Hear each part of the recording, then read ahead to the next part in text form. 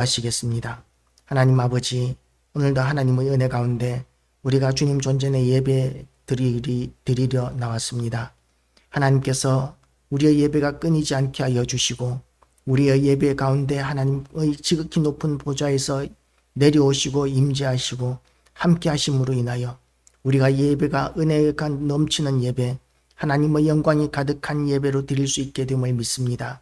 전능하신 하나님께서 이 예배를 통하여 영광 받아 주시옵시고 오늘도 하나님의 그 크신 영광과 능력으로 우리를 덮으심으로 인하여 우리가 하나님을 덧입어서 오늘도 우리가 예수님을 닮아가는 시간, 하나님의 사명을 감당하기에 합당한 능력 받는 시간 되게 하여 주시옵시고 우리가 어디로 가야 할지 무엇을 해야 할지 아무것도 알지 못하는 무지몽매한 가운데 있을지라도 하나님께서 인도하시는 그 인도하심을 따라 가는 그런 하나님의 사람이 되게 하여 주시옵시고 그래서 이 땅을 살아가면서 우리가 하나님 앞에 맹목적으로 순종하고 충성할 뿐만 아니라 또한 하나님께서 인도하시는 그 은혜로 인하여 우리가 하나님 나라의 열매가 풍성히 맺히는 것도 속히 보게 하여 주시기를 원합니다.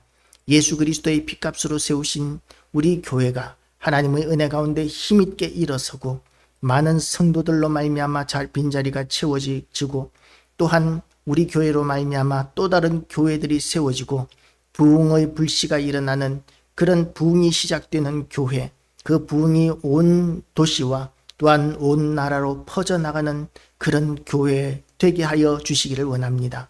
오늘도 무익한 종이 하나님의 말씀 앞에 섰사오니 종의 입술을 성령의 숯불로 태워 주시옵시고 온전하신 하나님의 말씀 선포하게 하여 주시옵시며 전하는 자나 듣는 자가 다 같이 말씀 앞에 겸손히 엎드리며 말씀에 은혜 받고 변화받고 또한 말씀의 사람으로 거듭나는 시간 되게 하여 주시옵소서.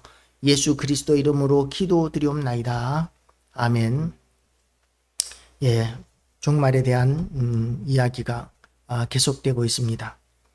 예수님께서는 이 땅에 내려오실 때에 십자가를 지기 위해서 이 땅에 오셨습니다. 십자가를 지기 이전에 예수님께서 또한 하셔야 하는 일이 무엇이었느냐 하면 복음을 전하는 일과 또한 제자를 삼는 일을 예수님께서는 감당하기 위하여 이 땅에 오셨습니다. 그래서 제자를 삼고 또 복음을 전하고 수많은 사람들에게 설교하고 가르치고 인도하는 그 일을 주님께서는 하셨고 병든 자들을 치료하고 또한 죽은 자를 살리는 그런 역사들을 보이심으로 말미암아 하나님의 말씀은 지금도 살아있는 말씀이고 전능하신 말씀이라는 것을 세상에 보여주셨습니다. 그리고 그 제자들에게도 성령을 부어주심으로 말미암아서 교회 시대가 시작되었고 또한 제자들의 그 삶 가운데서 예수님께서 하셨던 것과 같은 그런 놀랍고 위대한 기적들이 많이 나타나면서 복음이 힘있게 전파되어지고 그토록 완고하고 완악하던 그 미신의 나라, 우상의 나라 로마가 기독교 국가가 되는 데까지 하나님께서는 역사를 이끌어 오셨습니다. 우리나라도 미신의 나라였었습니다. 우상의 나라였었습니다. 얼마나 많은 귀신들을 두려워하고 섬기던 나라였는데 그런데 그런 나라에 복음이 전파되어지게 하여 주시고 그리고 또한 너무나 많은 사람들이 이제 이 땅에만 소망을 두는 것이 아니라 하나님 나라에 소망을 두고 살아갈 수 있도록 하나님께서는 우리를 여기까지 인도해 놓으셨습니다. 이 땅에서 만약에 우리가 형통하기만 하고 뭐든지 잘 되기만 한다면 그러면 우리는 하늘의 소망을 두기가 어렵게 될 것입니다. 이 땅에 사는 것만 해도 얼마나 기쁘고 즐거운 일들이 많은데 그런데 하늘의 소망을 두겠습니까? 그런데 하나님께서는 성도들에게 적당한 어려움과 고난을 주심으로 말미암아 세상의 소망을 두는 것이 아니라 하늘의 소망을 두게 하시고 하늘을 바라보게 하여 주시고 그리고 이 땅의 모든 미혹되는 것들, 육신의 정욕과 안목의 정욕과 이생의 자랑을 따라가지 않고 하나님을 두려워하는 삶을 살 수 있도록 하나님께서는 우리에게 믿음을 더하여 주셨습니다. 예수님께서 제자들에게 복음을 전하시는 것도 순서가 있으셨습니다. 처음에는 수고하고 무거운 짐진 자들아 다 내게로 오라고 이렇게 말씀하시면서 예수님께서는 복음을 선포하셨습니다. 그리고 또한 하나님 나라가 가까웠다 그렇게 말씀하시면서 제자들과 또한 모든 백성들에게 하나님 나라의 임재를 선포하셨습니다. 그리고 이제 시간이 지나면서 예수님께서는 끊임없이 십자가를 지고 죽으셨다가 살아나실 것에 대한 말씀들을 언뜻 하셨지만 제자들이 그 말씀을 제대로 이해하지도 못했고 믿지도 못했던 것이죠. 그런데 이때로부터라고 오늘 본문은 시작하는데 이때의 바로 전에 무슨 사건이 있었느냐 하면 베드로의 위대한 신앙 고백의 사건이 나타나게 됩니다. 15절 말씀을 보면 이르시되 너희는 나를 누구라 하느냐? 시몬 베드로가 대답하여 이르되 주는 그리스도시요 살아계신 하나님의 아들이시니이다 라고 하는 그런 교회사에 너무나 유명한 위대한 신앙 고백을 베드로가 하고 난 그때로부터를 이야기하고 있는 것이죠. 그리고 예수님께서는 베드로의 그 신앙 고백 위에 교회를 세우겠다라고 이렇게 말씀하십니다. 그래서 우리에게 있어서 신앙 고백은 정말 중요합니다. 베드로가 반석이 되는 것이 아니라 베드로가 예수 그리스도를 믿는 그 신앙이 반석이 되는 것입니다.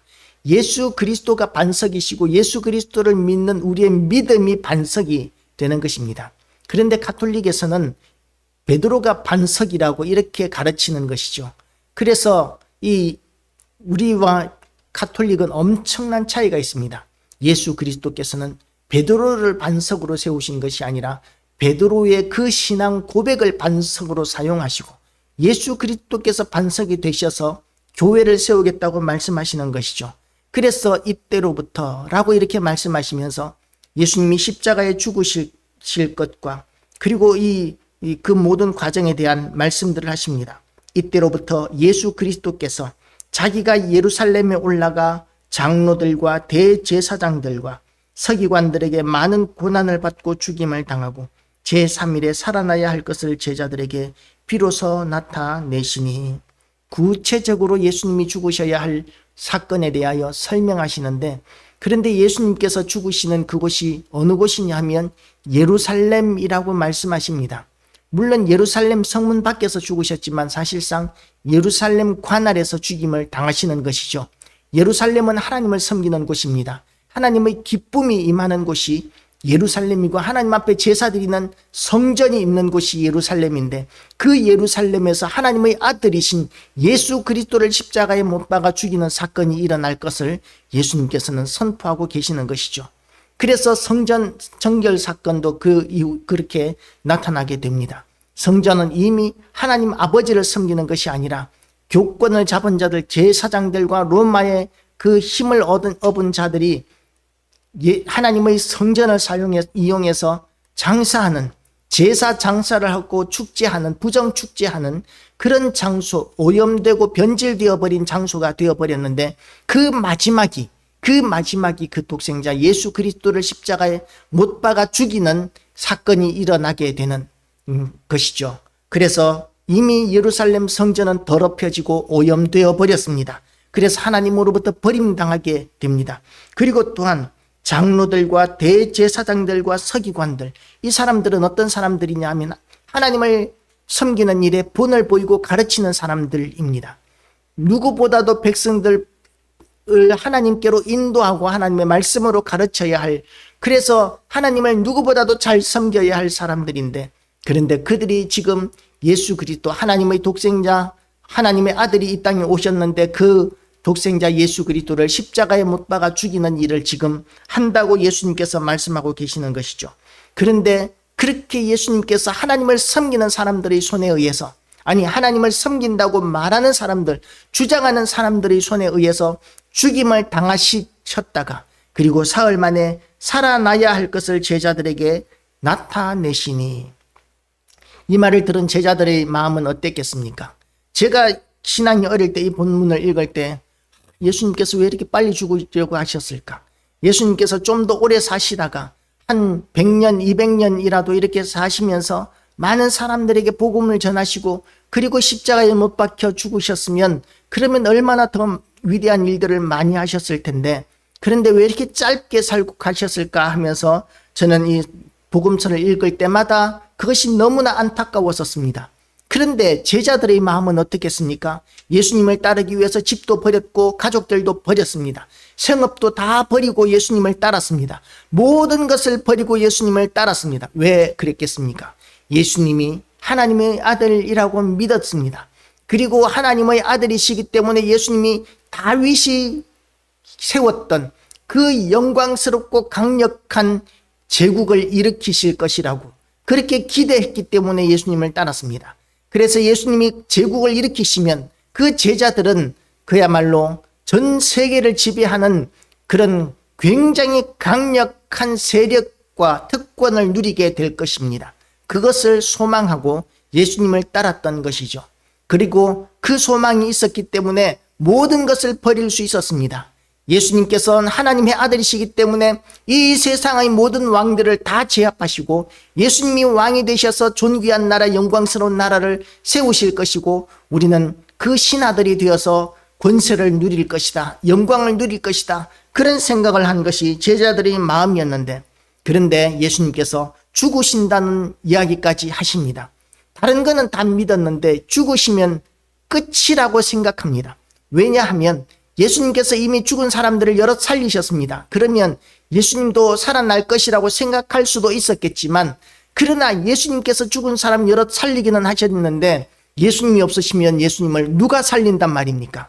예수님이 안 계시면 예수님을 살릴 누군가 또 다른 자가 있어야 될 것 같은데, 그런데 예수님을 살려줄 다른 제자들에게는 예수님을 살릴 그런 은사나 능력이 없는 거예요. 그러니까 이제 두렵고 떨리는 것입니다. 죽으시겠다고 하는 말이 얼마나 두렵고 절망적인 이야기로 제자들에게 다가왔을지 모릅니다. 우리가 성경만 읽다가도 그런 안타까운 마음을 느낄 때가 있는데, 그런데 예수님과 함께 먹고 자고 하면서 함께 다니던 그 제자들의 입장에서 예수님께서 죽으시겠다는 그 말씀을 들을 때의 막막함, 절망감은 말로 설명할 수 없을 정도였을 것입니다. 그래서 베드로의 이 주장이 사실은 어느 정도는 이해가 갑니다. 베드로가 예수를 붙들고 항변하여 이르되 주여 그리 마옵소서, 이 일이 결코 주께 미치지 아니하리이다. 베드로가 조금 전에 우리가 오늘 본문에서 이때로부터 21절에 이때로부터의 그 전에 나오는 베드로의 신앙 고백은 교회를 세우는 위대한 신앙 고백이었습니다. 그런데 지금 주여 그리 마옵소서, 이 일이 결코 주께 미치지 아니하리이다 라고 이렇게 그렇게 주장을 했더니 예수님께서 돌이키시며 베드로에게 이르시되 사탄아 내 뒤로 물러가라, 너는 나를 넘어지게 하는 자로다. 내가 하나님의 일을 생각하지 아니하고 도리어 사람의 일을 생각하는도다 하시고, 베드로가 교회의 반석의 신앙을 가졌던 사람으로 인정을 받다가 갑자기 사탄의 사주를 받은 자로 그렇게 베드로가 직전 낙하를 하고 있는 것이죠. 우리의 신앙도 이렇게 베드로와 같이 인간적인 생각이 앞서게 되면 마귀와 사탄의 도구로 쓰임을 받을 수 있습니다. 그래서 우리는 정말 예수 그리스도를 섬기는 일에 있어서 정말 온전한 헌신이 필요합니다. 정말 예수 그리스도께서 십자가에 못 박혀 죽으시겠다는 것은 예수님께서 먼저 완전한 전적인 헌신에 대한 그런 결단을 제자들에게 보여주고 계시는 것이죠. 그리고 제자들에게 이렇게 또한 말씀하십니다. 이에 예수께서 제자들에게 이르시되 누구든지 나를 따라오려거든 자기를 부인하고 자기 십자가를 지고 나를 따를 것이니라. 예수님이 십자가에 못 박혀 죽으시면서 십자가를 지셨는데 제자들은 또 왜 십자가를 지란 말입니까? 제자들은 그래도 이제는 십자가에서 해방되어야 말이 되는 것 아닙니까? 십자가는 죽음의 상징이었습니다. 그리고 예수 그리스도께서 죽으시고 부활하심으로 말미암아 그 십자가는 죽음의 상징이 아니라 이제는 승리의 상징이 되었고 구원의 상징이 되었습니다. 그런데 그런 그 예수님이 십자가를 지고 죽으시는 그 이후에도 제자들에게 예수님께서 하시는 말씀은 십자가를 지고 나를 따라야 할 것이라고, 자기를 부인하고 자기 십자가를 지고 나를 따라야 할 것이라고 이렇게 말씀하고 계십니다. 전적인 헌신의 본을 보여주신 예수님께서 제자들에게 또한 기대하시고 원하시는 것이 뭐냐 하면 전적인 헌신이라는 것입니다. 우리를 위해서 예수님께서 전적으로 헌신하실 필요는 하나도 없습니다. 우리는 그렇게 대단한 존재가 아닙니다. 다만 별거 아니고 부족하고 부정하기 짝이 없는 우리를 위해서 예수 그리스도께서 죽어주셨기 때문에 우리는 온 천하보다도 귀한 존재가 되었을 뿐입니다. 그렇게 우리는 너무나 분에 넘치는 은혜와 사랑을 받았기 때문에 우리를 위하여 십자가를 지고 죽어주신 그 예수 그리스도 앞에서 드릴 것은 온전한 예배와 헌신밖에는 드릴 것이 없습니다. 그리고 예수님께서도 예수님이 그렇게 십자가를 지고 죽어주시기까지 우리를 위해서 희생해 주시고 헌신해 주신 것처럼 우리도 예수님을 사랑하고 섬기는 일에 전적인 헌신을 하기를 기대하시는 것입니다. 그렇게 우리가 헌신하는 것을 통해서 무엇을 이루게 되느냐 하면 우리는 영생을 이루게 되고 얻게 된다는 것이죠. 그래서 예수님께서는 자기 십자가를 지고 예수님을 따르는 그 사람들이 그 십자가로 말미암아 죽는 것이 아니라 얻을 것이라고 이렇게 말씀하십니다. 오히려 그것이 제 목숨을 잃는 것이 아니라 영생을 얻는 것이 비결이라고 말씀하고 계시는 것이죠. 누구든지 제 목숨을 구원하고자 하면 잃을 것이요 누구든지 나를 위하여 제 목숨을 잃으면 찾으리라. 세상은 뭐라고 이야기합니까? 그렇게 십자가를 지지 말고 영광의 자리에 오르라고 이야기합니다. 사다리 타고 올라가고 엘리베이터 타고 올라가고 낙하산 타고 자리를 차지하고 그렇게 쉬운 길을 찾아가야지 뭐 그렇게 십자가를 지고 따라가느냐고 세상은 그렇게 자꾸만 유혹합니다. 예수님께서 사역 시작하시기 전에 40일 금식하셨을 때 그때 예수님께 사탄이 와서 뭐라고 했습니까? 이 돌들로 떡이 되게 하여라. 그리고 이 높은 성전에서 뛰어내려라. 네가 나에게 절하기만 하면 내가 온 천하 만국을 다 너에게 주겠다. 온 세상을 다 너에게 주겠다. 그렇게 하면서 예수님이 십자가를 지고 죽으시는 것이 아니라 쉬운 방법으로 세상에서 높아지라고 그렇게 꼬드겼습니다. 그런 것을 통해서는 우리가 영생을 얻지 못합니다. 예수님께서도 그런 방법을 사용하지 않으셨고 그 방법은 마귀의 달콤한 유혹에 불과합니다. 그것은 영원한 사망에 이르게 하는 비결이 될 뿐입니다. 우리에게도 사탄은 끊임없이 이렇게 유혹으로 다가옵니다. 예수님께서는 자기 십자가를 지고 예수님을 따르라고 말씀하셨는데 예수님이 십자가를 지고 죽으셨는데 우리가 무슨 십자가를 지느냐고 이제는 예수님께서 우리에게 베풀어 주신 형통과 축복을 누리면 되는 것이라고 그렇게 사탄은 우리에게 달콤하게 다가옵니다. 그런데 지금 이 시대는 어떤 시대냐 하면 그렇게 자기 십자가를 지고 예수님을 따라가는 사람들이 너무나 보기 드문 시대가 되어버렸기 때문에 교회가 힘을 잃어버렸습니다. 교회가 영광을 잃어버리고 성도의 영광이 무너져 버렸습니다.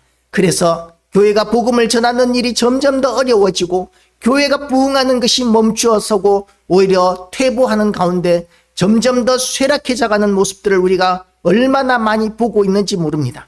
예수님께서는 가장 어두운 시대에 로마의 지배를 받던 전 세계가 로마의 지배를 받던 시대에 이 땅에 오셨습니다. 로마는 그야말로 방탕하고 타락하고 우상숭배가 충만한 그런 나라였었습니다. 그리고 예수 믿는다는 것 때문에 그 제자들이 얼마나 많이 순교하고 얼마나 많은 핍박을 당했는지 모릅니다. 복음을 전하기에 정말 어려운 시대에 예수님께서는 이 땅에 오셔서 십자가에 못 박혀 죽으시면서 그리고 또한 교회를 세우시고 그 교회를 통해서 복음을 전하게 하시고 그 교회는 그렇게 핍박을 당하는 가운데서 무시당하고 멸시당하고 그리고 순교하면서 복음을 전한 결과 우리에게까지 복음이 전해지게 되었습니다. 그들이 전한 복음이 우리에게까지 오게 된 이유가 뭐였느냐 하면 믿는 자들의 전적인 헌신, 자기 십자가를 지고 예수님을 따랐던 사람들에 의해서 복음이 여기까지 전해지게 되었습니다. 지금 우리가 이렇게 쇠락하고 있다면 이것을 역전시키는 방법이 무엇이겠습니까? 하나님의 능력과 뜻을 얻는 것이 첫 번째겠지만 또한 하나님의 선하시고 기뻐하시고 온전하신 뜻을 따라서 자기 십자가를 지고 주님을 따라가는 헌신된 성도들로 우리가 일어나는 것, 그것을 통해서 우리는 교회를 다시 일으켜 세울 수 있고 다시 부흥을 불러올 수 있을 것입니다. 지금 세상이 너무나 어두워져 있기 때문에 그렇게 헌신된 사람들은 때로는 열매를 볼 수 없을 수 있습니다. 우리나라에 선교사로 들어왔던 수많은 사람들이 우리나라 교회의 부흥을 보지 못했었습니다. 이 수많은 토마스 선교사 같은 경우에도 우리나라에 들어와서 대동강에 이렇게 대동강 강변에서 목이 잘리면서 고작한 것이라고는 쪽 성경 하나 자기의 목을 치는 병사에게 쪽 성경 하나 전해준 것으로 그의 모든 사역이 끝이 나고 목이 잘려 죽었었습니다. 그렇게 그러나 그 일을 위해서 토마스 선교사는 이렇게 우리나라 땅까지 왔었고, 그리고 또한 그 일을 쪽 성경 하나 전해주는 그 일을 위해서 목숨을 바쳤습니다. 지금 이 시대에도 아무것도 아닌 것 같을지라도 우리가 죽도록 충성하고 헌신하는 그런 일꾼들이 많이 일어나게 된다면 이 땅의 교회는 달라지게 될 것입니다. 쇠락해져가는 교회가 아니라 다시 한 번 더 힘있게 일어나는 교회가 될 것이고, 부흥하는 교회가 얼마든지 될 수 있을 것입니다. 우리가 그런 일꾼들이 되고, 또한 그런 일꾼들을 찾아 나서고 그런 일꾼들을 세워나가는 그런 교회, 힘있는 교회 우리가 함께 세워나가게 되기를 주님의 이름으로 축복합니다. 기도하시겠습니다. 하나님 아버지, 우리가 이 땅을 살아가면서 너무나 자기 위주의 삶을 살고 세상의 이 눈에 보이는 것들과 이생의 자랑과 또한 육신의 정욕과 그리고 모든 세상 사람들의 탐욕을 따라서 우리가 이 땅을 살아가고 있음을 우리가 많이 발견하게 됩니다. 성도들 가운데서 정말 목숨을 걸고 충성하고 헌신하는 사람들을 참으로 보기 어려워진 시대가 되어버렸습니다. 그렇게 적당히 요령껏 신앙생활하는 분위기가 교회 안에 팽배해지게 되면서 교회와 성도의 영광은 무너져 버렸습니다. 그렇게 교회와 성도의 영광이 무너져 버렸기 때문에 교회는 점점 더 쇠락해져 가고 성도들의 신앙도 점점 더 연약해져 가고 있음을 우리가 인정하지 않을 수 없습니다. 하나님 아버지, 다시 한 번 더 우리가 일어서게 하여 주시고 다시 한 번 더 하나님의 은혜 가운데 우리가 사명을 감당하게 하여 주시옵소서. 오늘도 우리를 통하여 영광 받으실 하나님을 찬양하오며 예수 그리스도 이름으로 기도드리옵나이다. 아멘. 하늘에